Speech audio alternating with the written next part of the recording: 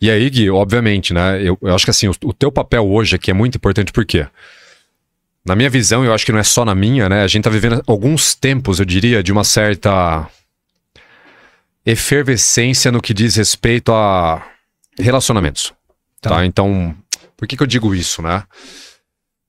Eu não sou um cara novo. Eu tenho cara de 40, mas eu só tenho 35, entendeu? Então, eu tô cansado, mas, pô, eu tenho 35 ainda. E assim, Gui, ó, eu vi muita coisa mudando desde quando eu comecei a namorar lá com 18 anos até hoje com 35, né? Então, muita coisa mudou. Eu até brinco, né? Eu falo assim, que mudou de maneira meio que exponencial, entendeu? Então é como se as dinâmicas não mudassem de forma linear. É meio que exponencial a coisa. Então, se o ano passado você tinha, chutar aqui, 10 casos Maria da Penha, esse ano tá em 20, pode ser que depois seja em 40, entendeu? Por exemplo, né? Então, eu acho que é muito importante hoje, tanto homem quanto mulher, entender quais são os meus direitos, primeiro, dentro de um relacionamento, né? Então, assim, quais são os meus direitos? E quando eu falo direitos, agora, aqui contigo, eu vou até tirar direitos do ponto de vista conjugal ou relacionamento. Direitos legais mesmo, né? O que que eu posso, o que que eu não posso, o que que eu tenho direito, o que que eu não tenho. E depois a gente vai entrar no assunto sobre blindagem patrimonial. Legal. Entendeu? Então, assim, hoje, como que tá, no geral, legalmente falando, a situação pro homem e pra mulher? Legal. Eu acho que, como introdução para a sua pergunta, eu vou dar uma resposta até usando uma analogia. Tem pessoas boas que costumam dar dinheiro para pedintes na rua, né? E aí, eu cheguei a conversar com essas pessoas recentemente, eles falaram, eu não dou mais dinheiro pros pedintes. Eu falo, mas por que não? Aí ele fala, eu não dou mais dinheiro para pedinte porque agora virou uma máfia. Os pedintes fizeram disso uma profissão. Eles alugam crianças, e eu vi reportagens, inclusive no aeroporto, pegam crianças, alugam, pagam um valor para a mãe, para justamente pedir dinheiro nos aeroportos. Então virou uma maneira de você poder levantar dinheiro. O cara não quer mais trabalhar, ele fez a profissão dele virar um pedinte. Ah, mas Guilherme, são todos assim? Evidentemente que não. Mas por conta desses poucos, tem muitas pessoas que passam por dificuldade e eles deixaram de ajudar. Eu vou usar isso de uma forma análoga, né? Por quê? Porque dentro dos relacionamentos, quando você inicia um relacionamento hoje, eu tenho clientes meus, por exemplo, que mandam mensagem, eles mandam mensagem, enviam mensagem pelo WhatsApp antes de sair com a menina e falam assim, você vai sair comigo de forma hoje consensual? Aí o cliente vai lá e fala. Aí a menina vai lá e responde, sim, é consensual. Não, pois bem, então... E aí, antes de iniciar qualquer relação a mais do que simplesmente um encontro, fala, será consensual? Está tudo certo? Está combinado dessa forma? Formalizando mesmo, então. Isso pelo WhatsApp. Aí você fala, nossa, mas será que é paranoia? Não é. Eu não acho, cara. Então é que vem a história do pedinte que eu falei com uma analogia. Não são todas as mulheres que vão aplicar qualquer tipo de maldade nesse tipo de situação. Mas... por conta de poucas que fazem algum tipo de coisa, que acabam usando dessa artimanha, desse caminho aí para conseguir alguma coisa, extorquir ou qualquer coisa do tipo, existe essa questão da precaução, né? Vamos falar que é sempre consensual para evitar qualquer problema. Ah, mas é todas as mulheres que fazem isso? Não, são poucas, mas por causa disso, muitas acabam tendo que pagar o pato. E acabam trazendo essa divergência. Então, se você fala assim, eu conheço situações de mulheres hoje que se casaram por interesse.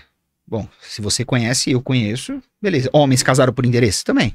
Mas são todos? Não.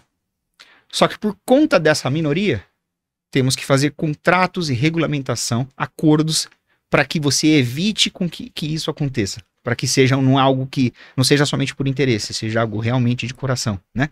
E aí, que tipo de contratos existem hoje dentro disso? Existe o contrato de namoro, que é um contrato que é utilizado bastante, inclusive, onde você inicia uma relação, onde você deixa estipulado ali que você não vai ter a intenção de construir família agora, talvez no futuro. Tá. Quando você inicia um contrato de união estável, por exemplo, você faz um contrato de união estável, que é um estágio acima do de namoro, aí você já tem a intenção de construir família. Mas a união estável, ele é um caminho muito utilizado hoje em dia, tá? O certo, vamos parar para pensar na perspectiva legal, seria o casamento. Você faz o casamento, né? Você se casa e dentro desse casamento, intrinsecamente, a ideia de família já está bem clara isso, até por uma questão de tradição, costumes e a própria lei estipula isso, que o casamento ele tem a finalidade da constituição de família. E claro que quando eu digo família, pode eu não ter filhos, tá? Mas a ideia é construir uma família. Joia, boa. Dentro desse panorama, se você faz um contrato de união estável, é o mesmo do casamento. São os mesmos direitos, são os mesmos deveres, então está tudo intrinsecamente ligado. Então as pessoas falam, eu só moro junto, eu não sou casado, mas você tem que entender que o fato de você morar junto trouxe para você determinadas cargas, determinadas consequências. E essas consequências, que eu vou dizer até a palavra consequência, mas no sentido legal, tá? Você vai ter deveres. São consequências no sentido dos deveres. E que deveres são esses? Todo o patrimônio que você, homem ou você, mulher, conquistar, será dos dois. Aí você fala, caramba, mas é automático isso? Mas eu trabalhei sozinho ou sozinha, conquistei todo o meu patrimônio, por que eu tenho que fazer essa divisão? Simplesmente por você morar junto e ter a intenção de construir família, você tem que fazer essa divisão patrimonial no caso de uma eventual separação, que é a dissolução da união estável, como se fosse o divórcio. O que a gente orienta para os nossos clientes?